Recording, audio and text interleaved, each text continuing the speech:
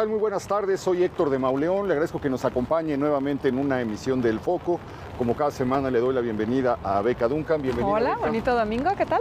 Nos acompaña el alcalde de Naucalpan, Isaac Montoya. Cruzamos el territorio que separa a la Ciudad de México con el Edomex, el antiguo, los viejos cuatro caminos en donde se levantó desde 1947 el célebre toreo de Cuatro Caminos. Ya contaremos, ya hablaremos de la historia de este espacio en donde el santo se despidió en 1984.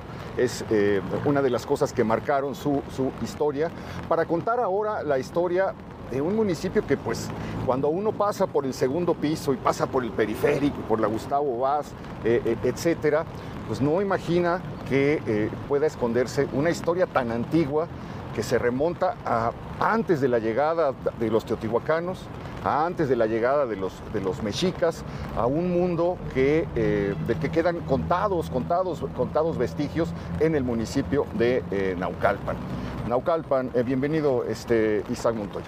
Muchas gracias y bienvenidos a Ciudad Naucalpan. Es un gusto estar en este maravilloso programa y poder hablar de estas tierras, de esta ciudad que representa la cultura ancestral también de nuestros pueblos, la cultura tlatilca, que es una cultura madre que prácticamente contemporánea con los olmecas y que inclusive pues su nombre en náhuatl quiere decir algo así como lo que está enterrado o lo que está por debajo, que ya no se sabe. Es de las culturas más antiguas de la Cuenca de México, ¿no? Sí, se dice que Tlatilco significa lo que está bajo la tierra, lo que está enterrado bajo la tierra, precisamente porque cuando pasan quienes fundarán México Tenochtitlan, descubren una civilización abandonada, parece que se los tragó la tierra. Entonces es el lugar donde hay unas construcciones muy antiguas. Se han encontrado muchísimos vestigios precisamente de esta influencia tlatilca, pero con una marcada influencia olmeca, una población que es famosa porque se pintaban los cuerpos de rojo. Se ven muchas de las figurillas ¿Sí? Exactamente, de la cultura tlatilca que se han encontrado a lo largo de muchísimas excavaciones realizadas en las cercanías del río Hondo, en el Cerro del Conde se llama el Cerro de Moctezuma, que está acá, sí, y la parte del Conde, que ahí sigue habiendo vestigios ya más recientes, pero que también es parte de esta historia milenaria de Naucalpan. Bueno, el tema de los ríos es importante también, ¿no? Ahora que dices que muchos vestigios se han encontrado cerca del río Hondo, pues eso también nos explica este asentamiento, ¿no? A las orillas del lago, cerca de los ríos, una zona que ahora es difícil de imaginar, pero que debió de haber sido boscosa, ¿no? Es decir, una zona rica en recursos naturales, y por ello es que encontramos el asentamiento. Es que dicen que desde Juárez comenzó la industrialización de lo que se iba a llamar Naucalpan. De Juárez se asentaron algunas de las primeras fábricas, una fábrica de telas, la abeja, etcétera, y comienza después a detonarse este desarrollo industrial que le ha dado este rasgo que, como les decía, impide que sospechemos el gran pasado que tiene. Vámonos a aclarar algunos misterios.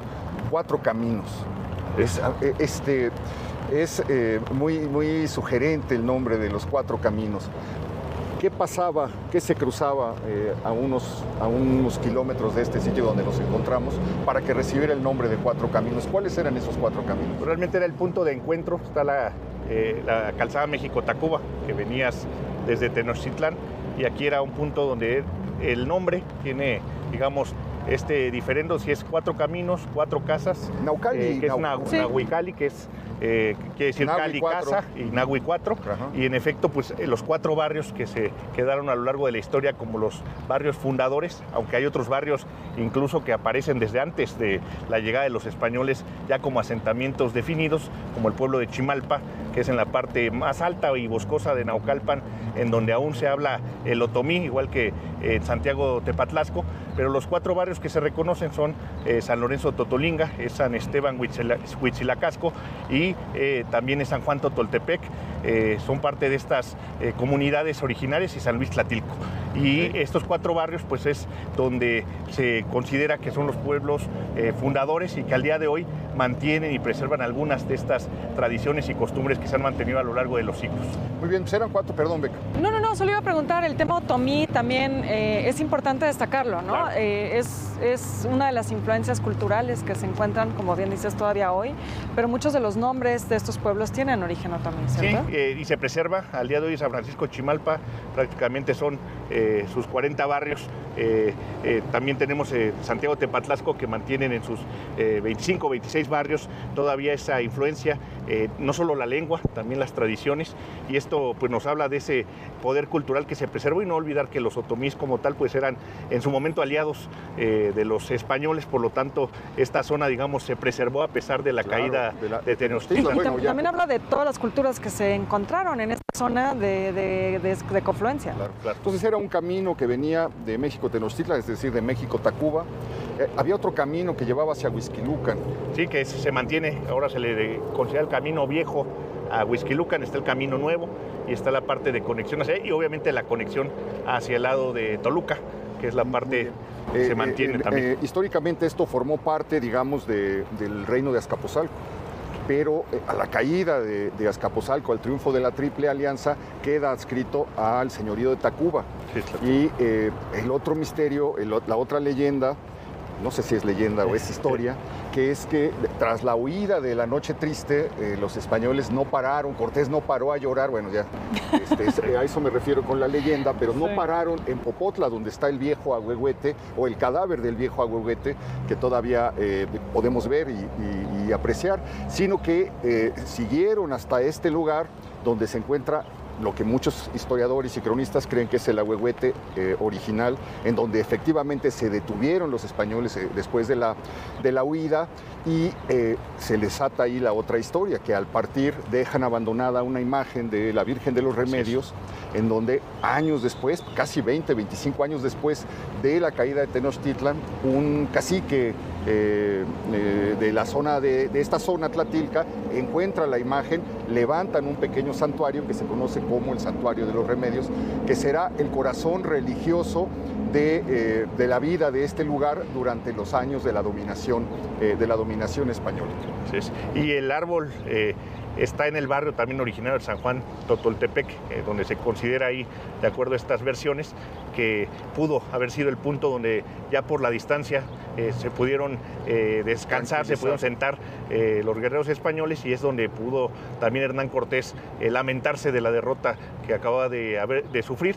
Y también el tema que coincide es justo con esta versión, que es donde se encuentra a esta figura de Nuestra Señora de los Remedios, que es donde hoy se encuentra la basílica, y todo prácticamente está en un área muy limitada, de menos de 500 metros, donde hoy se encuentra la basílica, donde se mantiene el bosque de los Remedios, el Parque Nacional de los Remedios desde tiempos del general Lázaro Cárdenas, y por supuesto la parte del árbol de un ahuehuete que tiene cientos de años y que ahí existe todavía, sí, el ahuehuete se mantiene vivo. Ah, wow, qué maravilla. Y luego, bueno, también otro pasaje de la historia, y espero que podamos recorrer algunos de estos lugares de los que estamos hablando. Otro de los pasajes de la historia es la estancia de Juárez, por eso se llama Naucalpan de Juárez, desde el año 1876, poco después de la muerte de Benito Juárez, porque cuando inicia el éxodo de Juárez se establece en este lugar, digamos, de alguna manera se establece el gobierno. Porque uno de los 4 caminos era el que llevaba a Cuautitlán. Claro. Entonces era el camino por el que uno podía emprender la salida hacia lo que era el norte del país, ¿no? Por eso, ¿esa escultura es Juárez? ¿Eso que estamos viendo ahí al fondo? Juárez debería estar señalando hacia claro. Pues sí, ahí está. El paso del norte. Hacia el norte, sí. Pero está señalando hacia la ciudad. Esta escultura de quién es, ya parece que dejó de llover. Bueno, no ha dejado, pero... Bajó un poquito. Sí, ya. Y vamos a encontrar también la presencia, Isaac, de numerosos artistas. Ahora que Beca señala la escultura, ¿sabemos de quién es?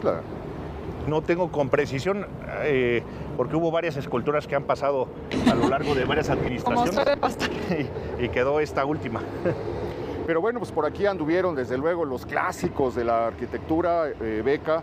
Estuvo Luis Barragán, Matías Geritz, estuvo el Chucho Reyes, ¿no? Claro que sí, bueno, porque Félix Candela. Se nos olvida que los colores de Luis Barragán realmente vienen de la obra de Chucho Reyes, ¿no? Sí. Que es esta historia que a mí se me hace también prodigiosa. como parte de la historia de la Ciudad de México, que es el desarrollo de Ciudad Satélite, claro. que parte de una tragedia. La historia de Naucalpan está ligada a desastres naturales de alguna manera. Las inundaciones de 1950, 51, que anegaron la Ciudad de México, son célebres las fotos de Héctor García y de Nacho López. Estas inundaciones donde se ve la ciudad completamente inundada, donde había muchachos que se contrataban como cargadores para cruzar a la gente en las calles y que no se le mojaran ni los zapatos ni las valencianas. Estas fotos donde hay lanchitas, donde van llevando incluso con remos por 16 de septiembre, etcétera, gente que tiene que llegar a sus trabajos, provoca que mucha gente comience a salir de la ciudad, y después de esas inundaciones es precisamente cuando se concibe que hace falta, que la Ciudad de México ya está rebasada y que hace falta una ciudad satélite. Así se comienza a trazar en 1955, 56, 57, 58 ciudad satélite, y se instala el emblema de las torres. Pero también el terremoto de 1985 provocó una estampida de gente de la Ciudad de México que se vino a sentar a terrenos más firmes. Dicen que aquí no se sienten los terremotos, aunque se sienten... La parte alta no, se sienten menos. Hubo gente que en el terremoto de 1985 no lo sintió.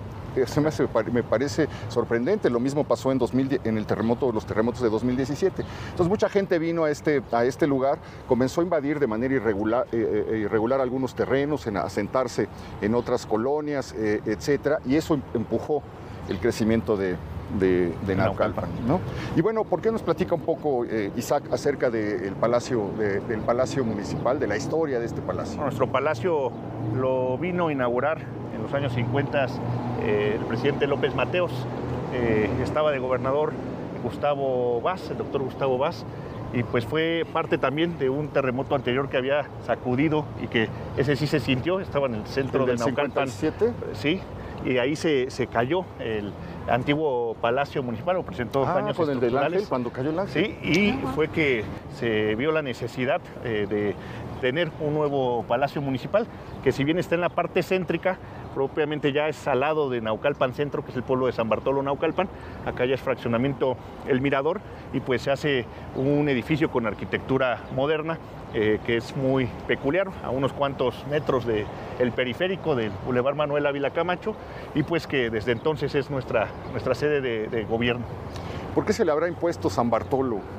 Era común, ¿no?, que se impusiera el nombre religioso al nombre indígena, que daba como un apellido el nombre indígena, y se elige San Bartolomé San Bartolo como santo patrono de este lugar, algo que tendrá que ver con los orígenes del culto católico religioso. Claro, y que el templo también es muy antiguo. Hablamos del templo o de la Basílica de Nuestra Señora de los Remedios, que incluso es anterior a la Basílica de Nuestra Señora de Guadalupe, a la villa. Pero también tenemos este templo en honor a San Bartolomé, que es más o menos de la misma época. Contemporáneo. Sí, porque hablábamos de la presencia de los artistas en este lugar, Beca. Olvidamos al gran arquitecto Ildefonso Iniesta Bejarano, que es el autor de lo que hoy es la Basílica de los Remedios, ¿no? Sí, así es, sí. Bueno, pues esta es una probada más o menos de lo que vamos a comenzar a caminar después a lo largo de este programa, y como probablemente nos faltará tiempo, probablemente le dedicaremos algunos programas más a conocer la historia enterrada, oculta, invisible, en gran parte desconocida, del municipio de Naucalpan.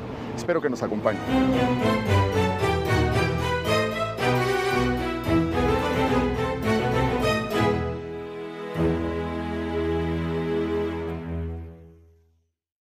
En un entorno donde ADN 40.mx con Tania Gómez. Domingo, 12 de la tarde por ADN 40. Siempre conmigo. México cuenta con más de 500,000 de tiendas de abarrotes que atienden a 81 clientes diarios, con un promedio de venta de 47 pesos, lo que significa aproximadamente 4,000 pesos al día.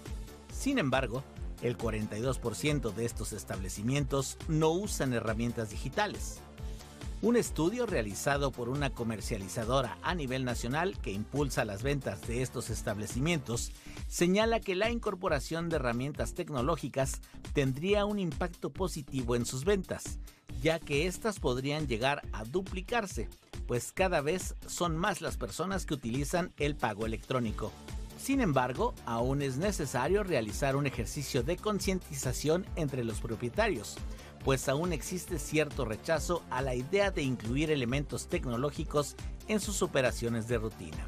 Las herramientas digitales que estos establecimientos pueden incorporar van desde una cámara de seguridad, terminales para cobro con tarjeta, cobro de servicios o bien poder dar tickets y facturas. Algunas de las ventajas al digitalizar las tienditas son mayor alcance y visibilidad, aumento de ventas, mejora en la interacción con clientes y acceso a nuevos mercados. En suma, la digitalización puede ayudar a las tienditas de la esquina a mantenerse competitivas y alcanzar nuevos clientes. Para ADN 40, Fuerza Informativa Azteca. Un espacio informativo hecho a tu medida, con toda la información que es tendencia y las noticias de última hora. ADN 40.mx Noticias, con Claudia Echeverry. Hola, ¿qué tal? Buenos días. Sábado y domingo, a las 8 de la mañana, por ADN 40. Reciente hallazgo arqueológico sorprendió a la comunidad científica. Un equipo de investigadores encontró el renacuajo fósil más antiguo registrado hasta la fecha, un descubrimiento que podría transformar el entendimiento sobre el origen y evolución de las ranas. Este fósil brinda datos inéditos sobre las primeras etapas de vida de estos animales y su adaptación a los ecosistemas de tiempos remotos. ¿Cuál es el renacuajo fósil más antiguo de la historia? Se trata de fósiles de ranas adultas de una especie extinta, Notobrachus de Giustoi. Fue descubierto en la cantera de la estancia La Matilde en Santa Cruz, Argentina, por el paleontólogo Federico Angolín y su equipo, según explica National Geo. En enero de 2020, un miembro del equipo recogió una roca que contenía una huella fósil de más de 15 centímetros de un renacuajo. Cuenta con detalles asombrosos de branquias, ojos y algunos nervios. El renacuajo fósil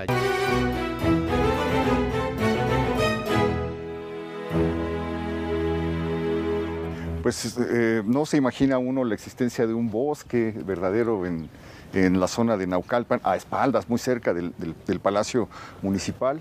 Y pues si uno no es extremadamente religioso, tampoco imagina la existencia de esta basílica colocada en lo alto de este cerro. Este cerro se llama Totoltepec. Aprovecho para presentar al arqueólogo Francisco Mayén, experto desde hace muchos años en Naucalpan, precisamente en los estudios de Naucalpan.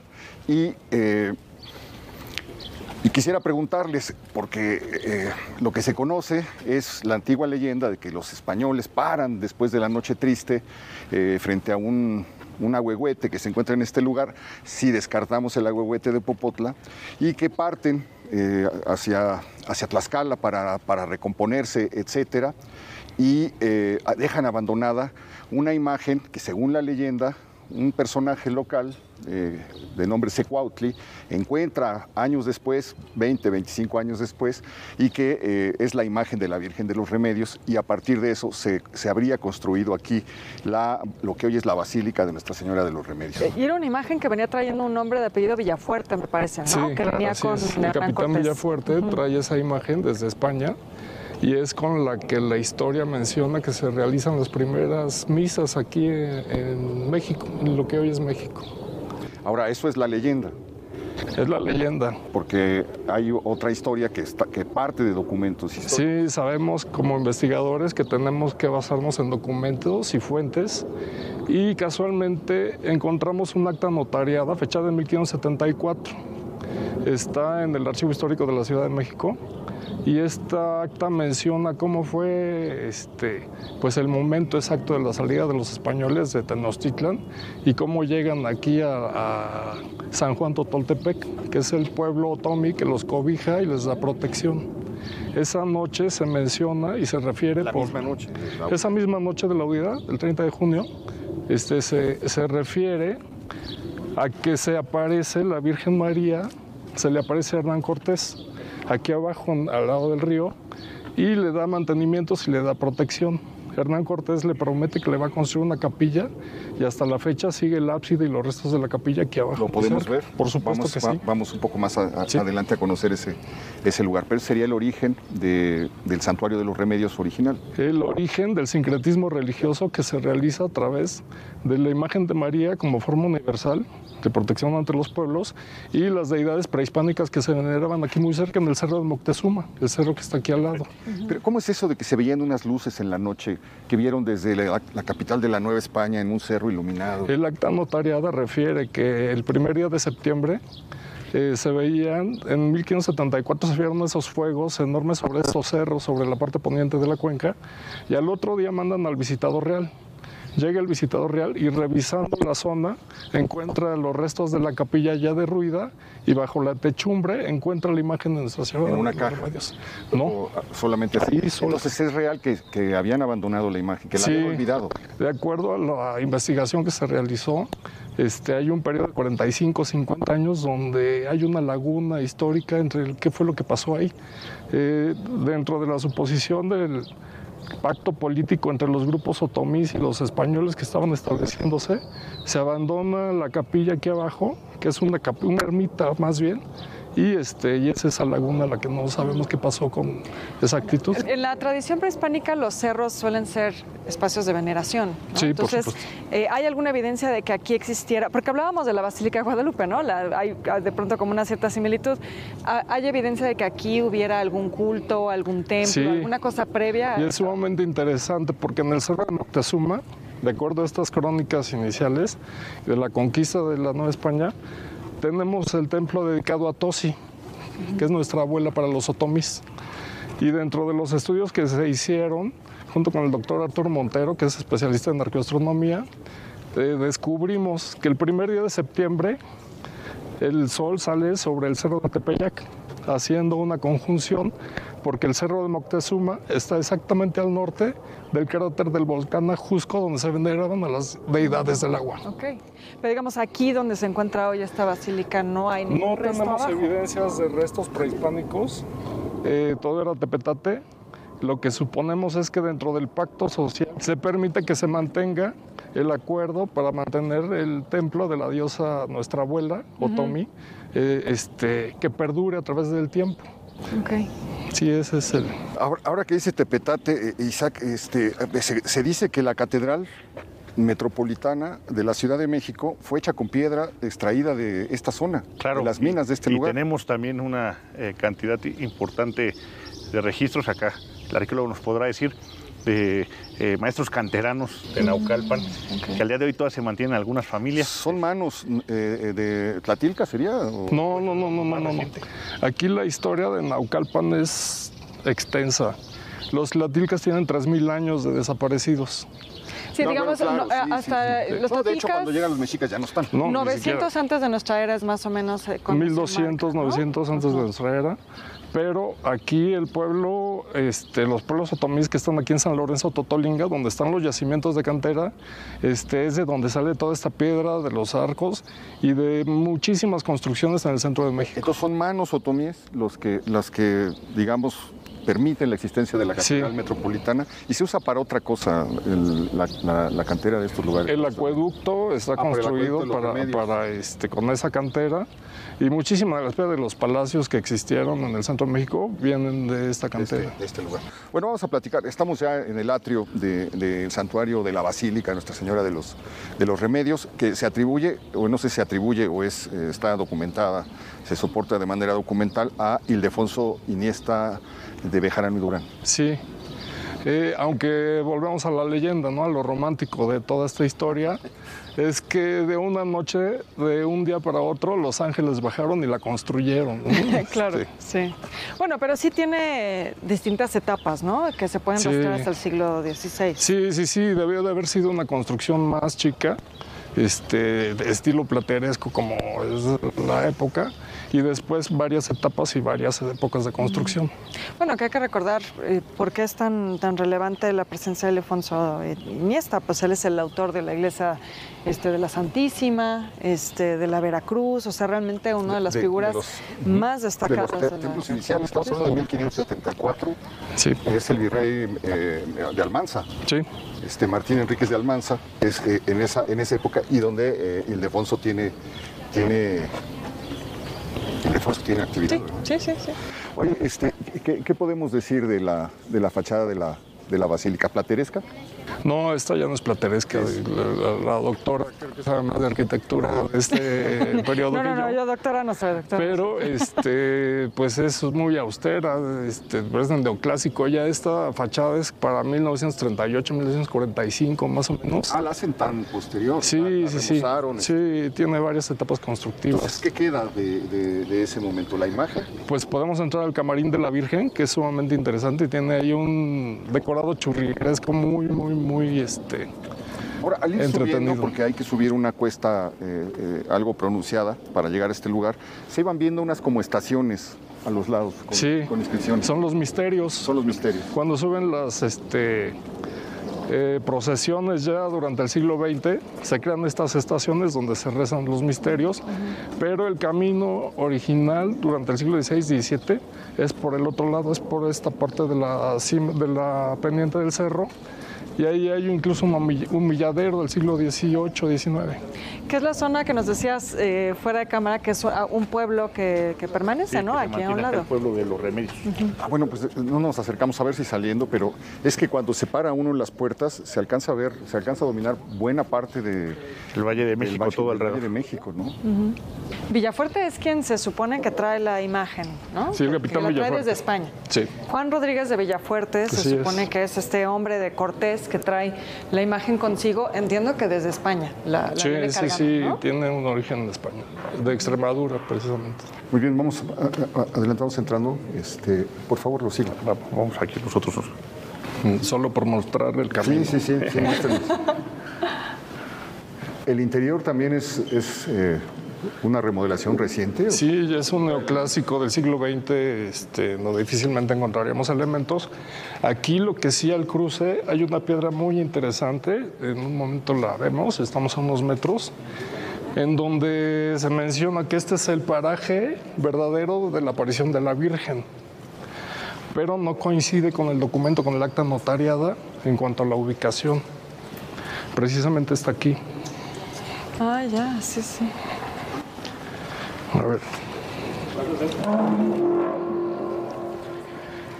Este es el verdadero paraje de la aparición en el maguey.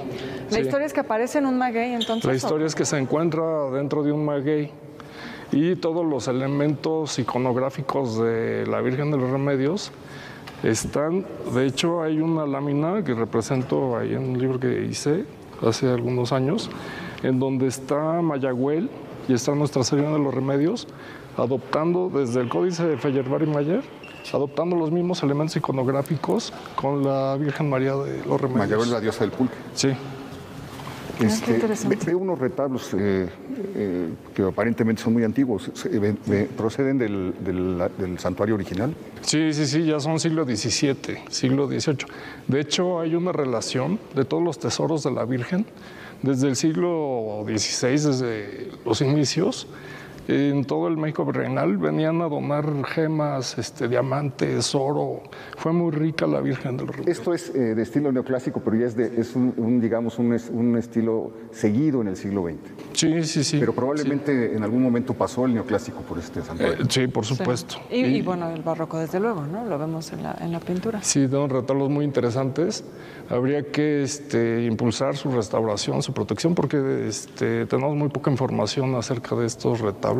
Pues hay que seguir impulsando. Afortunadamente estamos ya. Pero hablaban de la riqueza del templo, de los regalos. Era un sitio de peregrinación importante. ¿Lo sigue siendo hoy? Súper importante. Aquí lo sigue siendo.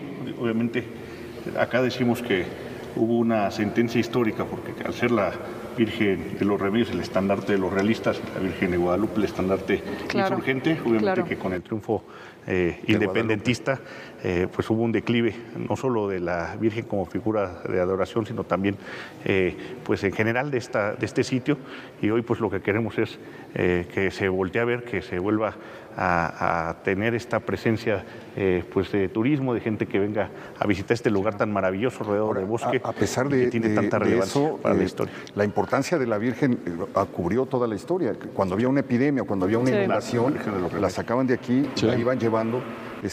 Se iba durmiendo, se detenía en determinados templos. Recuerdo que se detuvo en el que está en la calle de Brasil. ¿Santo Domingo? Santa Catarina. Ah, Santa Catarina. Ajá. Cuando entraba a México, entraban por ahí, pasaba una noche ahí, la adoraban, iba avanzando y la sacaban para que detuviera, para que remediara las epidemias y los desastres naturales. Esta relación que les comento entre la Virgen María de Guadalupe y la Virgen María de los Remedios, en cuanto a la relación arqueoastronómica, es también nuestra abuela, que es la Virgen María de los Remedios, y nuestra madre, que es la Virgen de Guadalupe. Sigue existiendo esa relación, pero también es muy importante que se conozca que aquí vienen grupos desde el norte de Guanajuato. Ah, sí. A los días de la fiesta de la Virgen, que es el 1 de septiembre, siguen los grupos otomí viéndola como nuestra abuela y símbolo de protección. Es súper importante. La vamos a poder conocer. Sí, claro. Acá están también los exvotos, que son los retablos ahí, los milagritos que están aquí adentro, que desde el siglo XVII.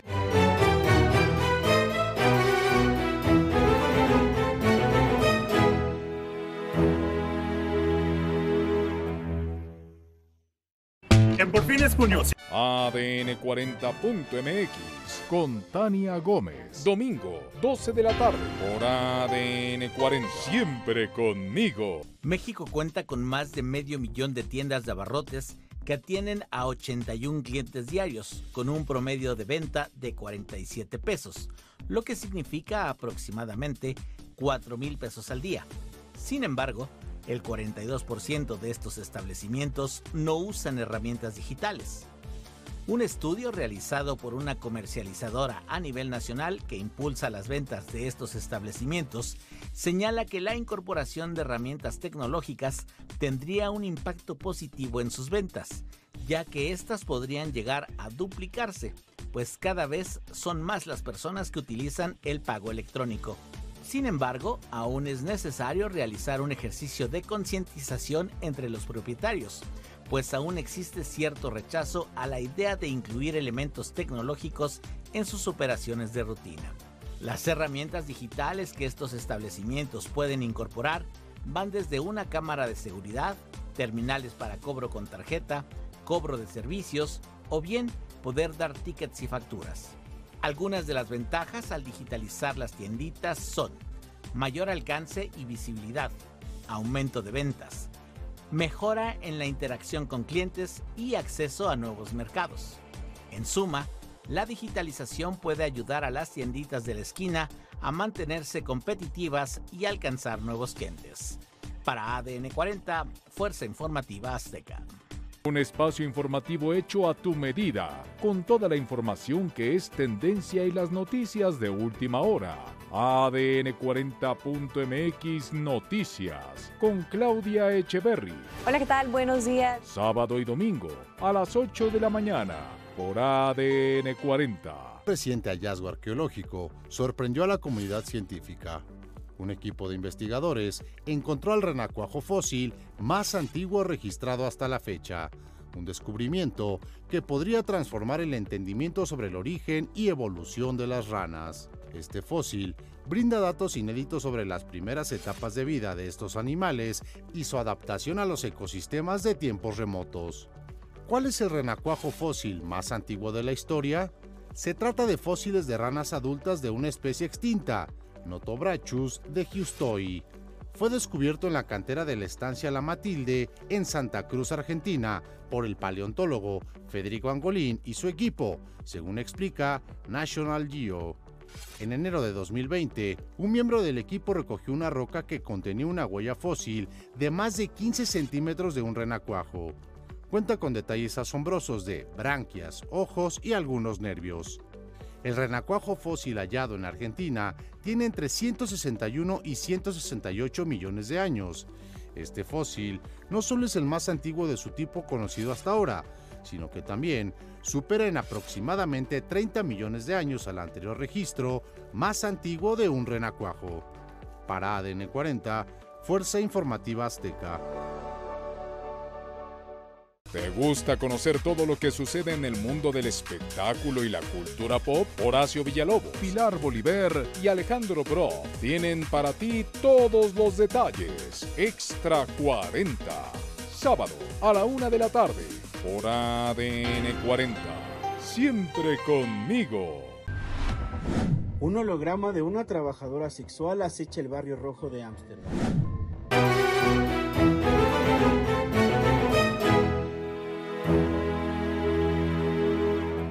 Y bueno, pues esto es verdaderamente maravilloso, esta sección. Nos acompaña Monseñor Martín. José Martín Méndez. Martín Méndez. Señor Efraín Arredondo, para servirle. Monseñor, gracias por abrirnos las puertas del santuario. No imaginaba yo que íbamos a encontrar aquí esto. La basílica tiene unos exvotos muy antiguos que son la manera como las personas agradecen los favores de la Virgen de los Remedios, sus milagros, sus atenciones. Son manifestaciones muy antiguas. Pues sí, se ve, algunas está borrado ya completamente. ¿Cuál es el más antiguo que se encuentra? Pues el que hemos visto data más o menos de 1938. Pero como usted puede observar, pues hay muchos que ya se han borrado la fecha, que son más antiguos todavía. Ya es hasta difícil de leer el motivo del agradecimiento, ¿no? Así es. Pero ahí están todos los elementos, ¿verdad? Que forman parte de un exvoto. Sí, claro. Está el enfermo, por ejemplo, esta es muy bonita, dedicada a la Señora de los Remedios, por haberme concedido la salud, por haberle concedido la salud a mi esposo de su enfermedad. Está el enfermo acostado, la familia rezando, en un extremo aparece o emerge la Virgen, que es una constante, y van contando distintas historias. Es un verdadero tesoro lo que tienen aquí. Sí. 1957. De los 30 son los más antiguos. Y es la manera como las personas pues manifiestan esa presencia y ese agradecimiento a la Virgen. La iluminan, la presentan con un maguey, presentan al Cristo Rey, ¿verdad? Que también es el Cristo de la Paz. Y la manera como presentan su agradecimiento a la Virgen María. Sí. Pues estas pequeñas obras de arte tuvieron gran auge durante la colonia hasta la década de los 80. Los artistas encargados de llevar a cabo estas pequeñas obras pictóricas, pues se les llamaba retablistas. Se les encontraba usualmente a las entradas de los templos. Estaban esperando, digamos, a las personas que les encargaban estas pequeñas ilustraciones del milagro que habían recibido. Y muchas veces eran una sola familia o algunas familias las que se especializaban en esto. ¿Tienen detectada, localizada alguna familia de este lugar que se dedicara a plasmar esto? Estas obras ya fueron realmente reemplazadas y logramos ver hoy en día ya son impresiones en computadora, fotografías. Sí, claro. Objetos también. Nos dejan a veces hasta el yeso, el vendaje, la muleta, ¿verdad? Que utilizan. ¿No se ha pensado en preservar esto para que no se sigan manchando, borrando? Tenemos un proyecto de, en primer lugar, hacer un elenco, ¿verdad? De todos los que están desde los más antiguos. Es un proyecto que se está llevando a cabo con una historiadora para precisamente guardar ese testimonio de esta labor. Y no perderlos. Hay otros que ya son muy recientes, de mucho menor calidad, pero los más antiguos sí son de un gran valor histórico. 1955. Así es. Sí, las camas de los enfermos, las cunas, algún pasaje de que le atacó un animal en la sierra o lo quisieron asaltar y se salvó porque la invocó, etcétera. Sí. Algunas operaciones también aparecen por ahí, ¿no? Sí. También, sí. Volver a caminar. Sí. Pues es una manifestación más de la presencia de la Virgen de los Remedios en medio de la gente, en sus enfermedades, dolencias, pero también esperanzas que han vivido y que han experimentado. Siguen trayendo todavía. Sí, pero ya no son, ya son las impresiones. Ya no son de esta calidad, ya son de otra forma. Aunque hay algunas familias que también se dedican a... Sí. También tenemos, por ejemplo, toda una imagen de aquel lado con milagritos, que de alguna manera vamos a hacer cada uno de ellos son una manifestación también de esa actuación o de esa percepción de la imagen de la presencia de la Virgen en su vida. Bueno, aquí tenemos algunas otras manifestaciones ya más recientes, de otro tipo, de otra calidad, algunos yesos, vendajes, manifestaciones de la presencia de la Virgen, ya son de otro tipo, mechones, dibujos. Que son como mandas, de cubrimiento de alguna manda, me corto las trenzas. Y se las ofrezco a la Virgen. Sí. Y pues como se ve, también han cambiado los agradecimientos o las peticiones hacia la Virgen. De los más antiguos, pues como vieron, la gente pide más por ser sanadas por alguna enfermedad, salir bien de una operación, sobrevivir a un hecho violento o accidente. Hoy en día las peticiones de las personas es más enfocadas a terminar los estudios, encontrar trabajo y pues hasta encontrar pareja. Es un cambio de época, es ¿verdad? Un cambio. Ajá. Esta escena, más pedir que dar. Así es. Esta parte son diversas advocaciones de la Virgen María, del resto del país, incluso de otros países. En algunos casos son peregrinaciones que han venido y traen su imagen y la dejan como recuerdo. Qué impresionante. También afuera hay una serie de imágenes de cristeros, de mártires, de los mártires cristeros. Tenemos dos salas. Una sala es la sala de los apóstoles, donde hay pinturas de los apóstoles con la Virgen María, recordando la escena de Pentecostés, en la que María perseveraba con ellos en oración y reciben al Espíritu Santo. Y otra es la sala de los mártires, donde están los mártires, no solo los mártires de la cristiada, también tenemos los mártires de la primera época, que son los mártires tlaxcaltecas, los niños tlaxcaltecas, y tenemos otras imágenes de otros santos, de otros mártires mexicanos, de otro momento. Es la sala de los mártires. Muy bien, pues qué interesante. Esta es la imagen que les decía, que está hecha de milagros, milagritos.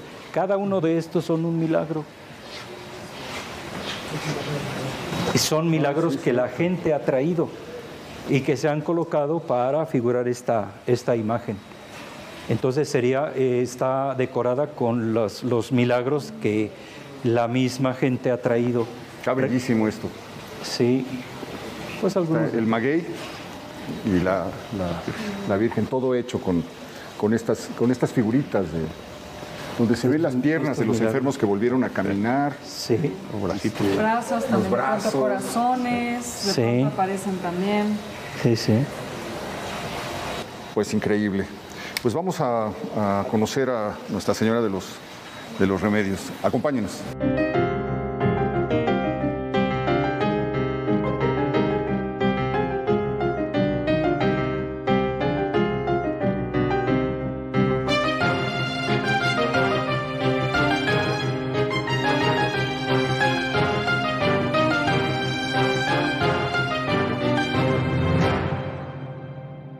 Nos encontramos en esta sala que a través de dibujos nos representan los momentos trágicos en que tuvieron que salir huyendo de la Ciudad de México, trayendo la imagen bendita, como la escondieron debajo de un maguey. El hallazgo en 1540 por Secuautli, un natural de San Juan Totoltepec, que era trabajador del templo de Tacuba, y también recibió un gran favor de la Virgen al ser curado después de una caída mortal, de la que se recuperó gracias a la presencia de la Virgen. Por un tiempo se la llevó a su casa.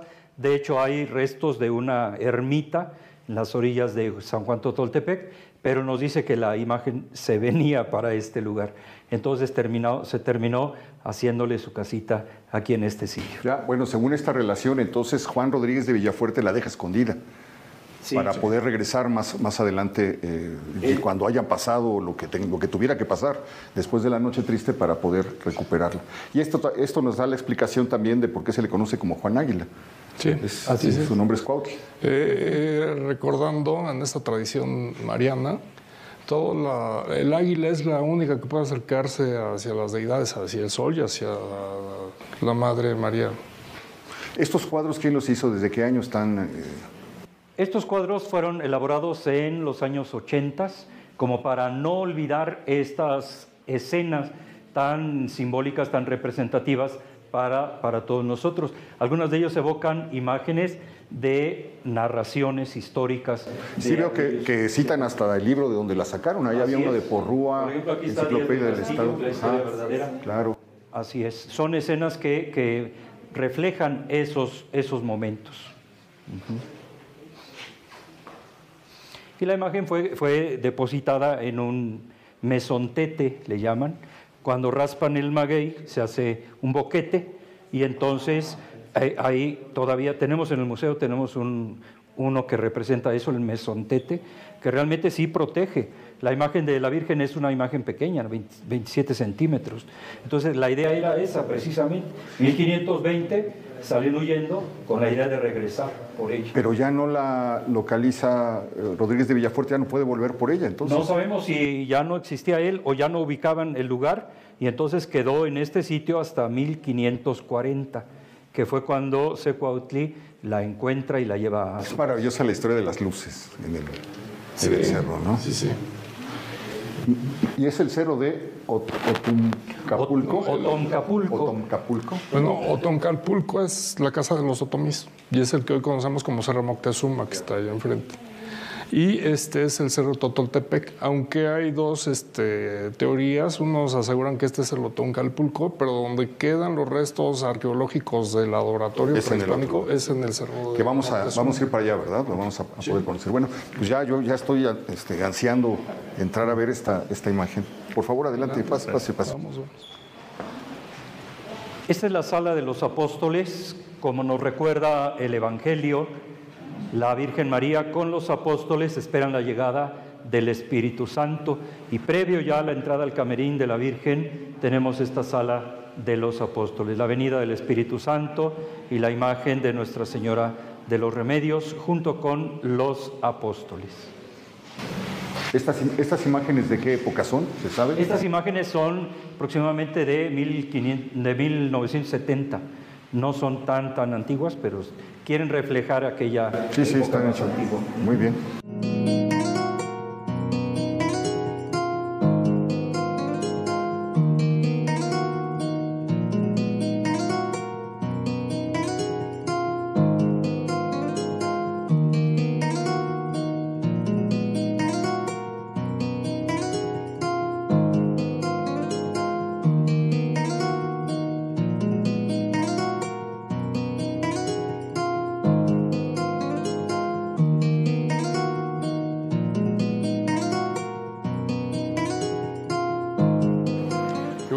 Entramos al Camarín de la Virgen, es uno de los lugares más significativos y de contemplación para la imagen de Nuestra Señora María de los Remedios.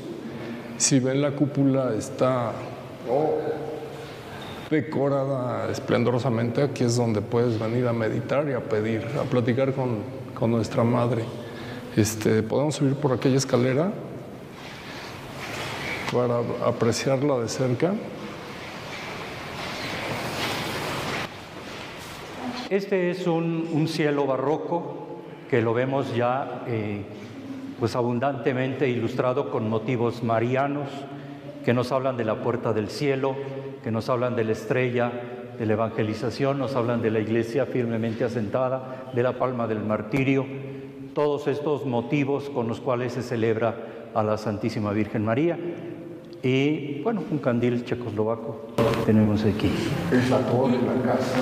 Y se parece mucho al barroco de Puebla, de Tlaxcala. Así es, ¿no? sí. Mucho Elementos novohispanos también, propios de este lugar y de este tiempo. Y nos preceden para subir al camerín. Por favor, Rebeca. Adelante. Muchas gracias. Gracias.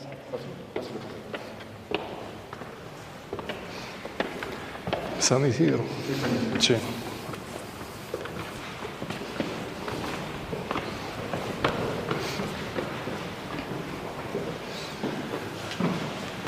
Y aquí la vemos ya en su peana. Madame Calderón de la Barca menciona que en ese entonces había una réplica exhibida y que la original estaba dentro de la peana de plata, resguardada. Ya después de la restauración, me parece, monseñor, en el 35, 40 y algo, se hizo la restauración de la imagen original. Sí. Y como vemos, sigue teniendo vestidos impresionantes, con joyería y coronas y todo el tesoro que tenía la Virgen. La restauración más reciente fue en el 2019, para celebrar los 500 años, con una restauradora profesional, también avalada por el INAH. También se restauró la peana y los vestidos se han ido recuperando, y ahora con hechura sevillana para mayor honra de la Santísima Virgen. Bueno, el tamaño llama la atención por lo que hablábamos de una pieza portátil. Es que es algo compacto. Se entiende que de alguna manera, digamos, podríamos pensar que es un mito que la traían los españoles, pero viendo el tamaño, pues es perfectamente lógico. Pero esta es la imagen que sacan para llevar a la Ciudad de México. Esta es la imagen que recuperan de la... Bueno, en los momentos de inundaciones y de crisis, esta es la imagen que se llevan a la Ciudad de México para que detengan los... Se tienen más de 70 veces en que se llevó la imagen, en cuestión de inundaciones, peste u otro tipo de enfermedades. Pero también lo que usted decía es muy importante. ¿Por qué? Porque la imagen es una cabeza de silla. O sea, es una imagen que acompaña es para el caballo. Para el caballo. Entonces es como protección. Se la entregó su hermano a Juan Rodríguez de Villafuerte, precisamente para la empresa tan lejana, tan desconocida que iban a realizar, como protección. Y entonces se cree, y se tienen los documentos, que es la imagen que precedió la primera misa, por lo tanto allá en la Santa Veracruz. Después se fue llevada al templo de la Gran Tenochtitlán y se trajo aquí en 1520. ¿Qué habrá pasado? ¿Perdió el caballo y se llevó la silla? En una alforja, llega en la alforja, como hoy los mismos charros también traen su alforja, donde cabe todo. Pero es probable entonces que en la entrada de los españoles a la Ciudad de México la llevaran en la silla de un caballo. Es probable que... La silla del caballo era para todo el trayecto. Para todo el trayecto y protección. Sin duda, ya en una entrada ceremoniosa a la ciudad la colocaban, se tuvo que llevar, en anda se tuvo que llevar de otra manera, pero los acompañó todo el trayecto. Ahora es muy impresionante porque lo que cuentan es que cuando es la inundación de México en 1629, que es una mortandad espantosa, más de 30,000 muertos en unas horas en la tromba de San Mateo, la llevan allá, pero la meten en lancha, bueno, en una trajinera, en una canoa. Entonces imaginemos a los sacerdotes que van entrando a la Ciudad de México devastada, la gente llorando, dicen que se oían lloros, rezos, que hay un silencio espantoso, muchos habían muerto, muchos se habían ido. Imaginemos el momento en el que la canoa va surcando las aguas, con esta precisamente esta imagen, llevando ahí, es algo tremendo. Pues creo que estamos ya sobre el tiempo. Nos falta todavía ver el santuario original, nos falta ver los arcos, y ¿qué nos falta, padre? Bueno, aquí, algo más de aquí. El más reciente es lo del Ángel y lo del Cristo Rey, pero eso ya es de 1950. Ya. Pero bueno, también es muy importante para nosotros. Ahora, me imagino que en septiembre esto desde agosto, septiembre y octubre, esto está. Acá nuestro pueblo de los Remedios, que todavía mantiene su encanto. Que surgió. La gente se detiene. Viene, a veces no, tienen que estar circulando porque no se pueden detener de tanta gente. Por eso pueden estar abajo. ¿Cuántas personas vienen aproximadamente? Varía, pero los domingos solamente son 15 misas. Y aproximadamente estaremos hablando en torno a las fiestas, pues serán unos 2 millones, yo creo. ¿De personas? Sí. ¿Y la mayor parte quiere...? Vienen de Naucalpan, vienen de la Ciudad de México, vienen de Puebla, vienen de otros estados también. Pero la mayor parte quiere pasar, acercarse, sí, claro. Dar las gracias o rezar o pedir algo en este lugar. Solamente en 2 ocasiones oficiales sale la Virgen a la capilla abierta de San Miguel. ¿Por qué? Porque no cabe la gente. Y entonces allá es una capilla abierta, aún así nos queda corta esa capilla abierta. Monseñor, pues qué oportunidad nos ha dado. No, qué gran oportunidad. Muchísimas gracias. No, gracias. Quedamos todavía pendientes de muchas cosas. Espero que nos acompañe el arqueólogo para un siguiente recorrido y de verdad le agradezco que nos haya abierto las puertas. Bueno, pues muchísimas gracias. Gracias, Benca. Gracias también a usted. Sígasela pasando bien y nos vemos la próxima semana, ya lo sabe usted, aquí en El Foco.